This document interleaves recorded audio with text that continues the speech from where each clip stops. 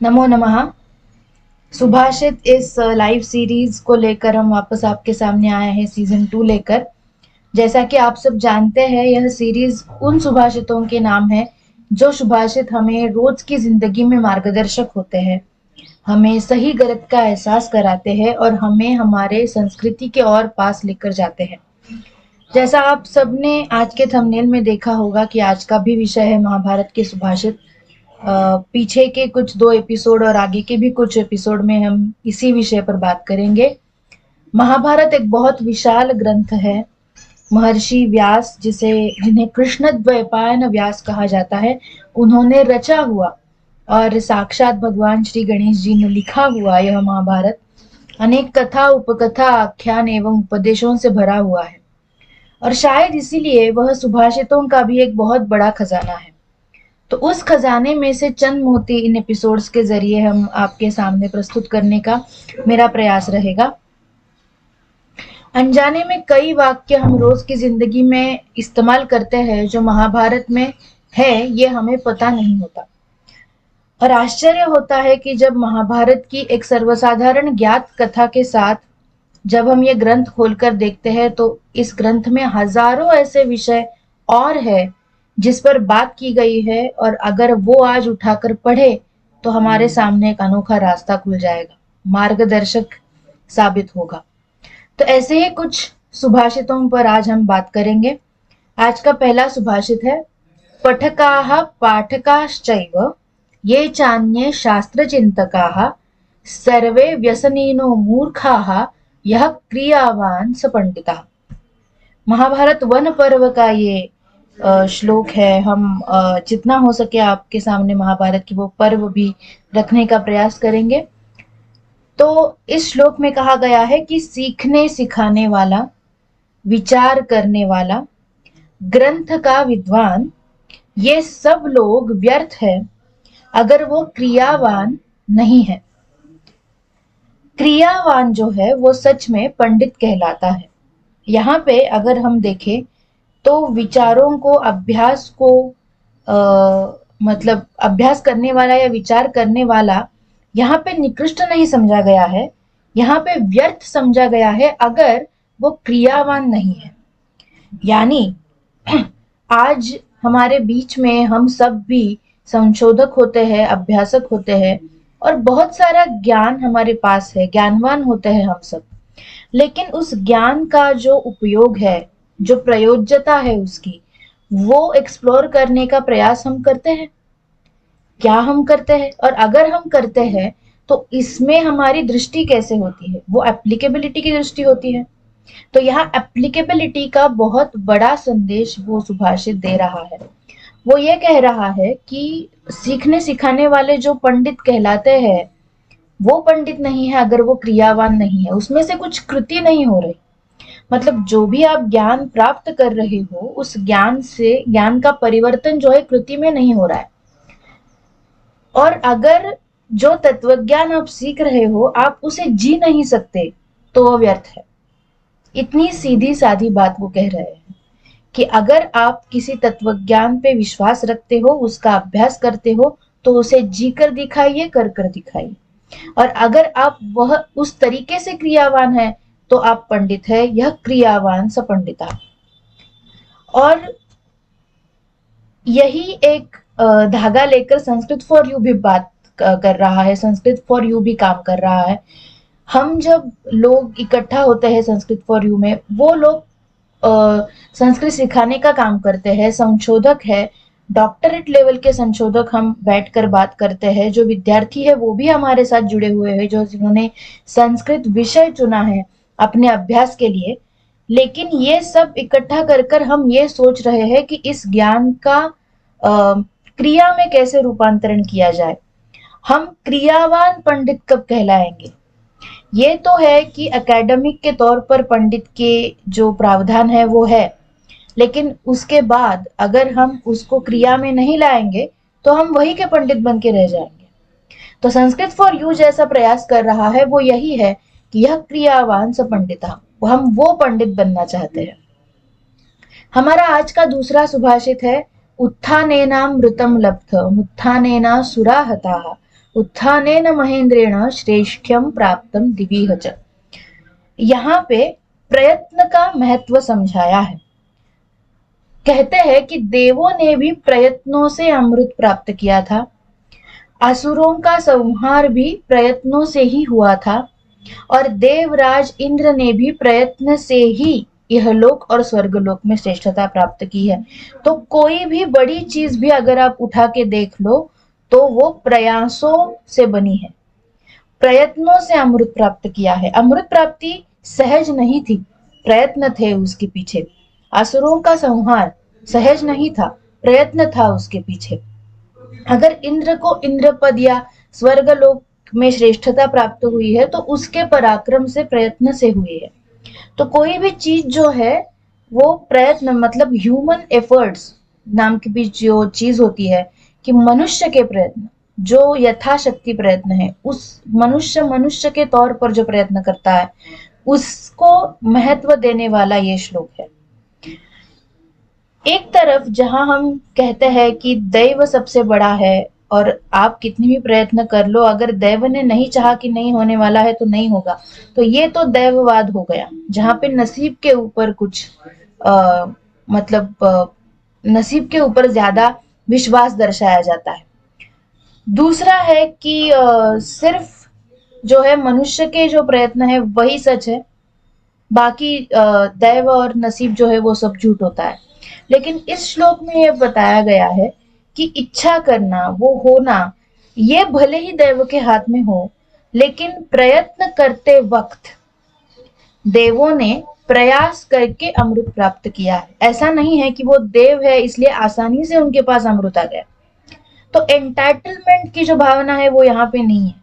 आपको एंटाइटलमेंट तभी मिलेगी जन्म से, या आप कौन हो इससे नहीं मिलेगी, आप क्या करते हो, कितने प्रयत्न करते हो, इससे मिलेगी।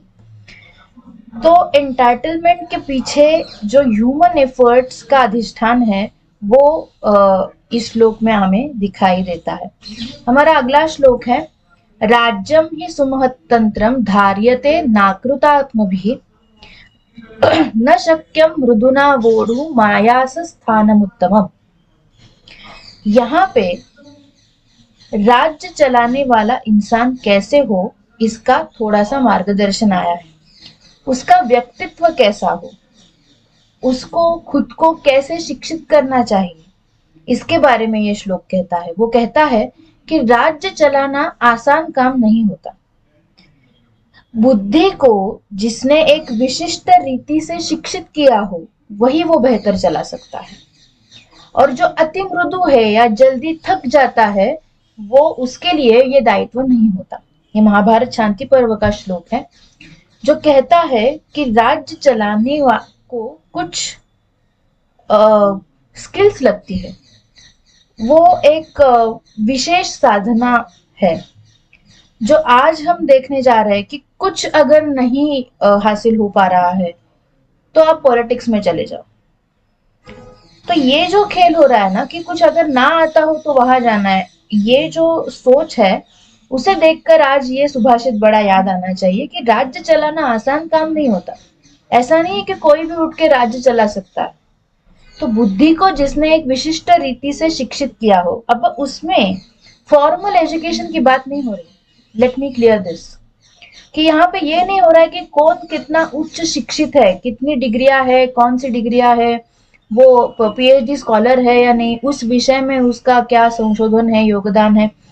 इसके बजाय वो समाज को कितनी अच्छी तरीके से जानता है, जिसका चलन उसके हाथ में है या जो राज्य चलाना उसके हाथ में है उस राज्य को वो कितना जानता है, कितनी तह तक जानता है। ये सब चीजें हैं जो हमें बताती है कि बुद्धि को जिसने एक विशिष्ट रीति से शिक्षित किया हो, मतलब वो स्वयं को शिक्षित कर रहा है, वो देख रहा है आजू बाजू की समाज कैसे चलता है, कैसे बर्ताव करता है। अगर ये अभी का समाज है और वहां पे हमें जाना है तो क्या करना चाहिए, इसके लिए समाज का निरीक्षण बहुत आवश्यक है। समाज कैसा रिएक्ट करता है, उसे क्या चाहिए, उसे क्या लगता है, मतलब उसे लग रहा होता है कि ये चीज चाहिए लेकिन वास्तव में समाज को क्या चाहिए, ये सब, इस सब पर विचार करना यानी बुद्धि को विशिष्ट रीति से शिक्षित करना। यहाँ पे सिर्फ फॉर्मल एजुकेशन की बात नहीं हो रही है, बल्कि वो राज्य चलाने हेतु किसी तौर पर एक विशिष्ट रीति से आप शिक्षित होने चाहिए। आपको आपके पास समाज का निरीक्षण होना चाहिए। और तीसरी और चौथी बात जो यहाँ पे वो कहते हैं कि जो मृदु है, अति मृदु, मतलब जो भी वो बोले सुन लेता है, या जो जल्दी थक जाता है उसके लिए वो दायित्व नहीं होता। तो समाज को चलाने वाला थक नहीं जाना चाहिए, क्योंकि समाज का जो आकार है, विस्तार है, वो बहुत बड़ा होता है।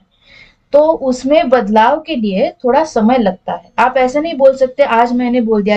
ये आप राज्य चला रहे हैं, आपके पास सर्वाधिकार है, मैं मानती हूँ, लेकिन आपने अगर आज बोल दिया और लोगों ने वो कर दिया, तो सारे लोगों ने किया, ऐसे कुछ एक दो चीजें होंगी जो सबने मतलब सहराही और अप्रिशिएट की।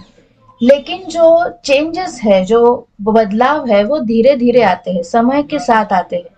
समाज को बदलने में वक्त लगता है। समाज का अपना एक जो है स्पीड होता है, वो हम बढ़ा सकते हैं लेकिन टाल नहीं सकते। और ये जब समझ लेते हैं, जो राज्य चलाने वाले लोग हैं वो जो समझ लेते हैं, तो वो थक नहीं जाते। एक बार बताते हैं, हजार बार बताते हैं, और तब जाकर कुछ एक दो टके का बदलाव आपको नजर आता है। तो इस आ, मतलब डायनामिक्स को जो समझ लेता है, उसको राज्य चलाना चाहिए। उसके लिए वो दायित्व है, ना कि उसके लिए जो जल्दी थक जाता है और वो अति मृदु है। मतलब वो सह नहीं सकता कुछ, अगर प्रतिकूल हो गया तो उसे सहने की ताकत भी होनी चाहिए, क्योंकि समाज जैसे ही आपको अप्रिशिएट करेगा, वैसे वो आपको मतलब वो कह देगा मुंह के बल की, नहीं नहीं, हमें ये नहीं पसंद है, ये हमें नहीं करना है। तो जितना पॉजिटिव होता है समाज, उतना ही निगेटिव भी होता है। तो ये सब रिएक्शन झेलने वाला भी वो व्यक्ति चाहिए। तो आज हम जब ये कहते हैं कि अगर कोई नहीं आता तो पॉलिटिक्स ज्वाइन कीजिए, या फिर पॉलिटिक्स में अगर गति है, मतलब क्या कि मेरे कहने पर 50 लोग चले आते हैं अपने घर से, तो ये जो विचार करने का तरीका बन गया है युवाओं का खास करके, तो उनको यह विचार करना चाहिए कि राज्य चलाना आसान बात नहीं होता। मतलब 4 लोग आपकी बात सुनते हैं तो ये कहा जा सकता है कि आप अच्छे नेतृत्व करते हो, लेकिन ये नहीं कहा जा सकता कि आप उसे चला पाएंगे। समाज को चलाना एक बहुत बड़ी जिम्मेदारी होती है, और एक अलग तरह का वो गुण होता है, तो वो आप में होना चाहिए। महाभारत शांति पर्व का ये श्लोक था। तो ऐसे महाभारत में आप जगह जगह पर आपको जो कथा उपकथा उपदेश बहुत सारे आते हैं, उसमें जो जो सुभाषित आप पढ़ेंगे, तो आपको पता चल जाएगा कि कितने विषयों पर भारतीय संस्कृति में विचार हुआ है, और उस विचार का आदान प्रदान भी हुआ है।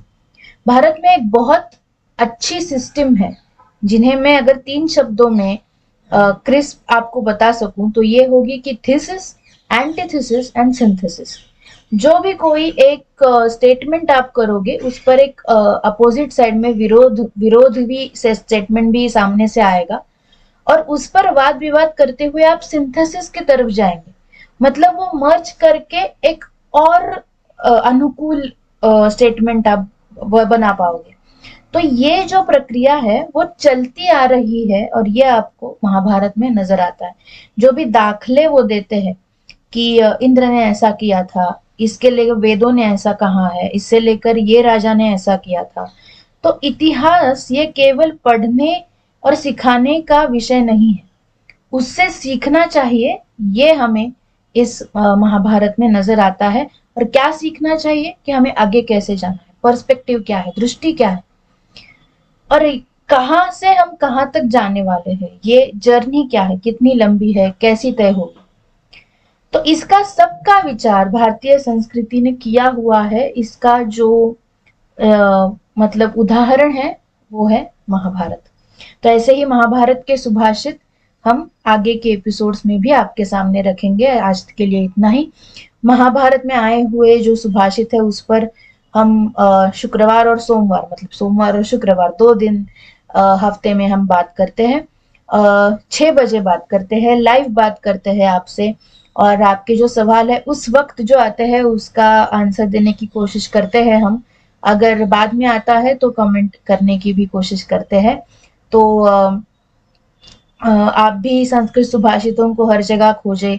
जो हमें आसानी से मालूम होता है उसके आगे जाकर जो हमें नहीं पता है उन सुभाषितों को खोजें। और संस्कृत फॉर यू की सोशल मीडिया पेजेस पर भी हम नए नए संस्कृत सुभाषित डालते रहते हैं, उनको भी आप सीख सकते हैं। और अपने स्तर पर यह बहुत ही महत्वपूर्ण है कि अपने स्तर पर आप जितना हो सके संस्कृत भाषा का प्रचार प्रसार करें, क्योंकि ये जो भाषा है वो बहुत बड़ा खजाना उसके साथ लेकर बैठी है। तो इस वीडियो को लाइक करें, शेयर करें और संस्कृत फॉर यू की यूट्यूब चैनल को सब्सक्राइब करें। धन्यवाद।